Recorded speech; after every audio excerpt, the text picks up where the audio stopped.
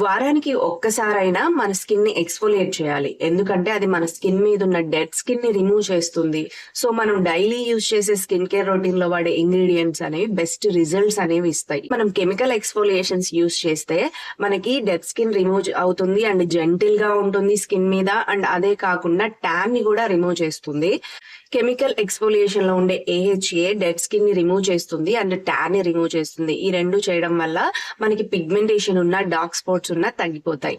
And BHA ఏంటంటే pores ని clean చేస్తుంది, ఎక్సెస్ ఆయిల్ అవ్వకుండా తగ్గిస్తుంది.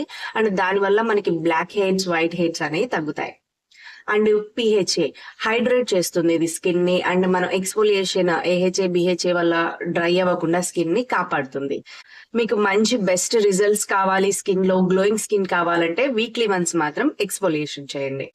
సరే, మీకు ఈ వీడియో నచ్చినట్లయితే ఖచ్చితంగా లైక్ చేయండి అండ్ ఫాలో